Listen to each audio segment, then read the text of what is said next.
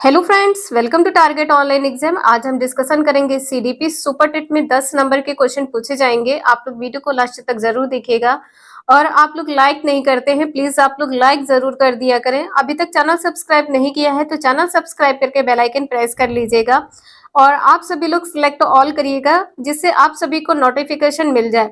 तो चलिए स्टार्ट करते हैं। क्वेश्चन नंबर फर्स्ट है, व्यक्तित्व को शारीरिक संरचना के आधार पर क्रेस्मर ने कितने भागों में वर्गीकृत किया है?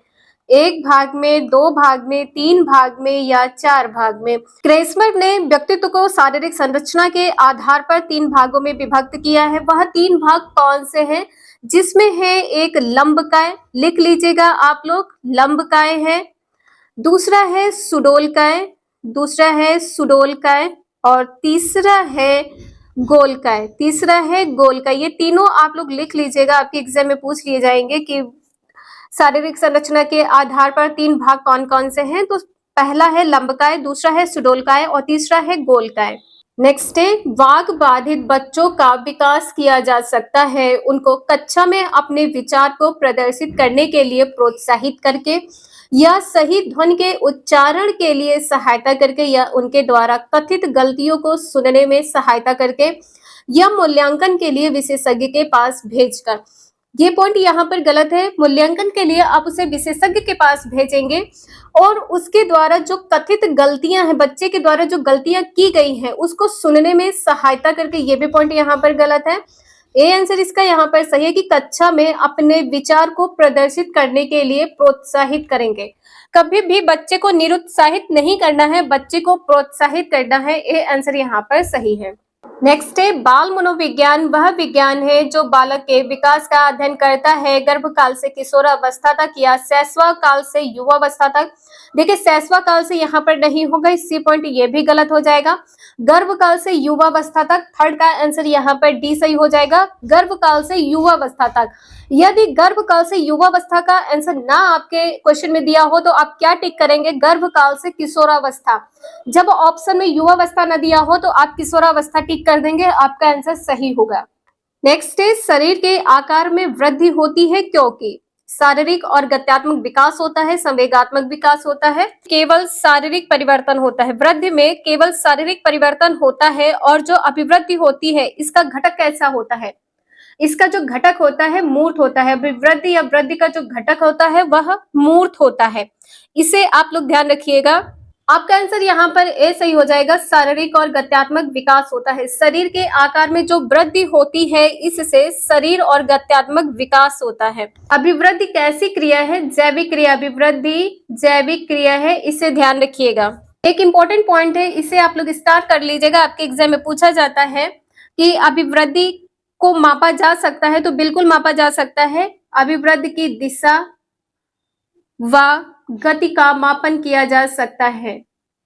नेक्स्ट है, बाल्यावस्था की सृजनात्मक क्रिया क्या है? चित्रांकन है, वस्तु निर्माण है, अभिनय है या उपर्युक्त सभी?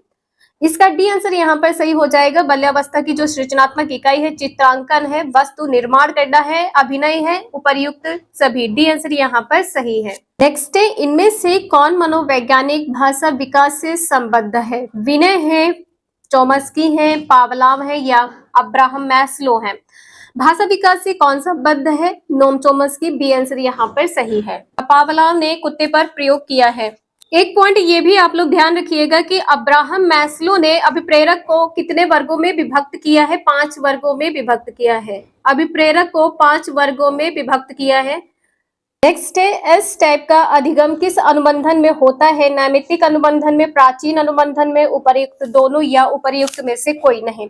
7th का बी आंसर यहाँ पर सही है। एस टाइप का जो अधिगम होता है वह प्राचीन अनुबंधन में होता है। एक क्वेश्चन आप लोग ये भी ध्यान रखिएगा, जो आरएस थ्योरी है, आरएस थ्योरी, ठीक है, ये किससे संबंधित है? ये संबंधित है स्किनर से। किससे संबंधित है? स्किनर से संबंधित है। ये भी पॉइंट आप लोग ध्यान रखिएगा। नेक्स्ट है, भूल भुलैया किस मनोवैज्ञानिक से संबंधित है? रॉस से, गुथरी से, टॉलमैन से या हल से? अर्थ का सी आंसर यहाँ पर सही है, टॉलमैन से संबंधित है। भूल भुलैया किससे संबंधित है? टॉलमैन से। नेक्स्ट है, स्याही धब्बा परीक्षण मूलतः किसके द्वारा निर्मित है? रोजेनबिग या रोटर या मोर्गन या रोरशा। स्याही धब्बा परीक्षण आप सभी ने बीएड डीएलएड में पढ़ा होगा, किसी से संबंधित है? हरमन रोरशा से संबंधित है। डी आंसर इसका यहाँ पर सही है, रोरशा द्वारा। और इसकी खोज कब की गई थी? सन 1920 में इसकी खोज की गई थी। इसे भी आप लोग ध्यान रखिएगा, किस मनोवैज्ञानिक के द्वारा की गई थी? हरमन रोरशा के द्वारा। कहाँ के रहने वाले हैं? स्विट्जरलैंड के। स्विट्जरलैंड के मनोवैज्ञानिक है, इसे आप लोग ध्यान रखिएगा। और इसमें कितने कार्ड की जरूरत होती है? इसमें 10 कार्ड की जरूरत होती है, 10 कार्डों का प्रयोग किया जाता है। 3 से 4 पॉइंट है, आपके एग्जाम के लिए इंपॉर्टेंट है, तो आप लोग इसे नोट जरूर कर लीजिएगा। नेक्स्ट, दूध के दांत गिरने एवं स्थायी दांत आने की आयु होती है, कितनी आयु होती है? इसका आंसर क्या होगा? 4 वर्ष, 6 वर्ष, 8 वर्ष या 10 वर्ष? इसका आंसर यहाँ पर बी सही है, 6 वर्ष। जैसा कि आप सभी को पता है कि जन्म के समय बच्चे के दांत नहीं होते हैं, लेकिन जो दूध के दांत होते हैं वो कब से निकलना प्रारंभ हो जाते हैं? 6ठे या 7वें महीने में निकलना प्रारंभ हो जाते हैं। इंपॉर्टेंट है, इसे भी ध्यान रखिएगा, आप लोग नोट कर लीजिएगा। और 4 वर्ष में सभी दूध के दांत निकल आते हैं। 4 वर्ष में दूध के दांत निकल आते हैं। 4 वर्ष में दूध के दांत निकल आते हैं, ठीक है, इससे ध्यान रखिएगा। 5 से 6 वर्ष की आयु में बालक के स्थायी दांत निकलना प्रारंभ हो जाते हैं।